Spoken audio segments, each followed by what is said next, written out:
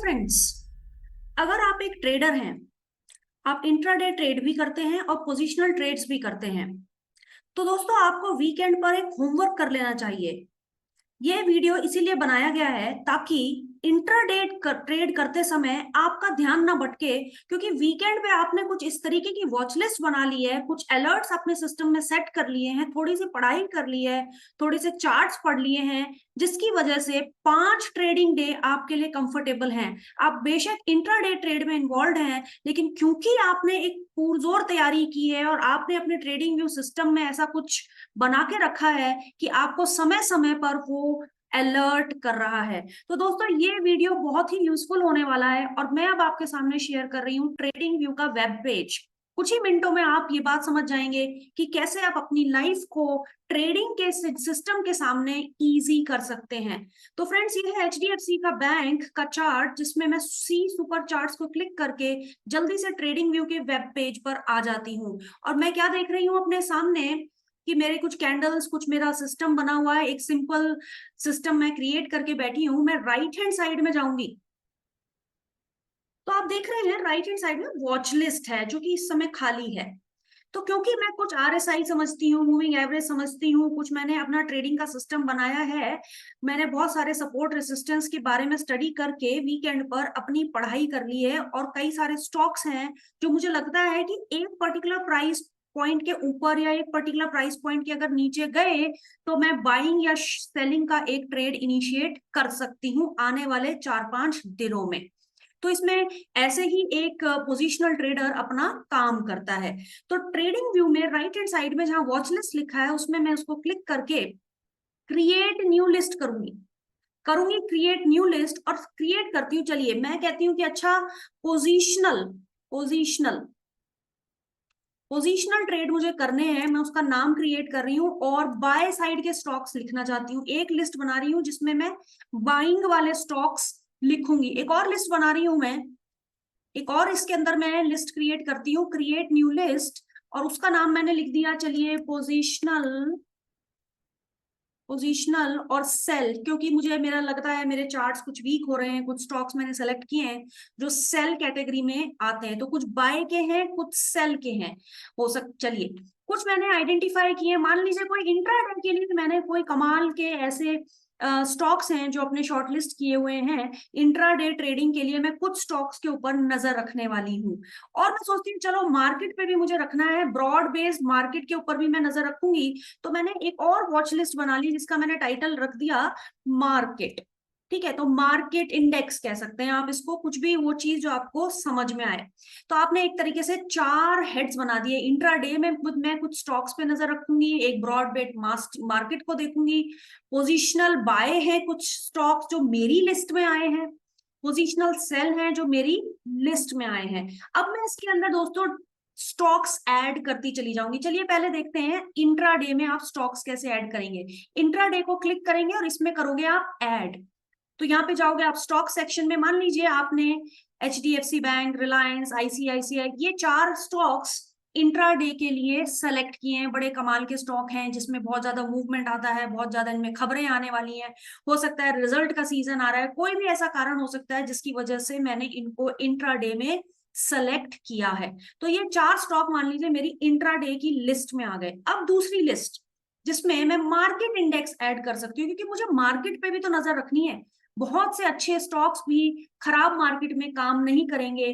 ठीक है, तो इस वजह से मैं मार्केट इंडेक्स की एक लिस्ट बना रही हूँ और उसमें ऐड कर लूंगी। यहाँ पे मैं जाऊंगी इंडेक्स पर, इंडाइसेस सेलेक्ट करूंगी, निफ्टी निफ्टी 50 पे नजर रखना चाहती हूँ, निफ्टी बैंक के ऊपर नजर रखना चाहती हूँ, और भी कुछ ब्रॉड बेस्ड मार्केट इंडेक्स हैं जैसे कि डाउ जोन्स डाउ जोन्स फ्यूचर को भी मैं देखना चाहती हूँ, ट्रैक करना चाहती हूँ, क्योंकि future, Dow Jones future, oh spelling mistake, sorry, Dow Jones futures के ऊपर मैं नजर रखना चाहती हूँ। हो सकता है कि मैं मान लीजिए करेंसी के ऊपर भी मुझे नजर रखनी है, यूएसडी, आईएनआर को भी मैं अपने रडार पे रखना चाहती हूँ। कहीं ऐसा ना हो इसमें बहुत ज्यादा उथल पुथल हो जाए और मेरे जो स्टॉक्स हैं उनको कुछ वो डैमेज कर दे। मैं क्रूड के ऊपर भी मान लीजिए नजर रखना चाहती हूँ। तो ये वो ब्रॉड मार्केट से रिलेटेड कुछ चीजें हैं जिसको मैं गौर से समय समय पर हाईलाइट करके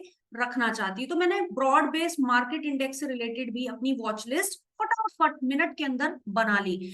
अब मैं बात करती हूँ पोजिशनल स्टॉक्स जो मैं लिखना चाहती हूँ बाय कैटेगरी में। कोई बात नहीं, पोजिशनल बाय को मैं सेलेक्ट करूंगी और यहाँ पे मैं अपने पोजिशनल स्टॉक्स जो मैंने अपनी पढ़ाई, अपनी रिसर्च, अपनी टेक्निकल एनालिसिस के बेसिस पर 3-4 जो स्टॉक्स हैं वो ऐड कर दिए।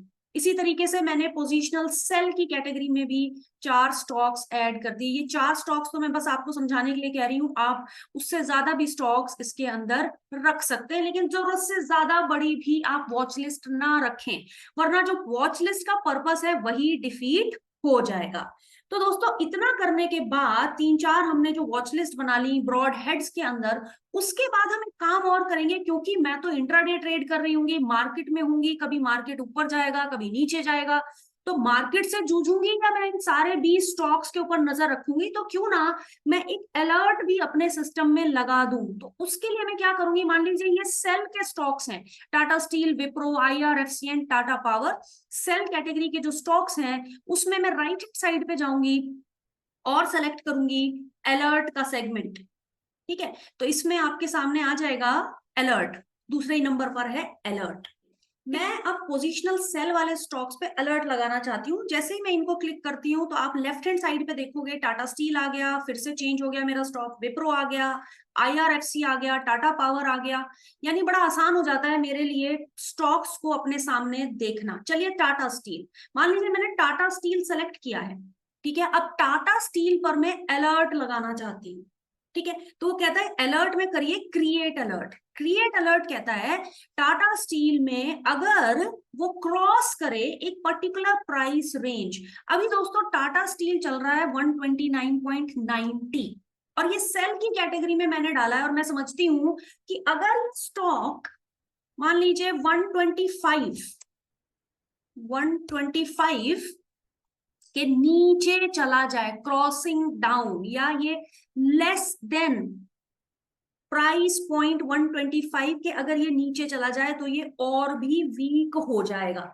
अगर मेरी एनालिसिस मुझे ऐसा कहती है तो मैंने क्या काम किया, लेस देन प्राइस पॉइंट 125 को यहाँ सेलेक्ट कर लिया और उससे कहा कि जरा आवाज कर देना, ट्रिगर कर देना, मेरे ट्रेडिंग सिस्टम पे एकदम से एक साउंड बीप कर देना।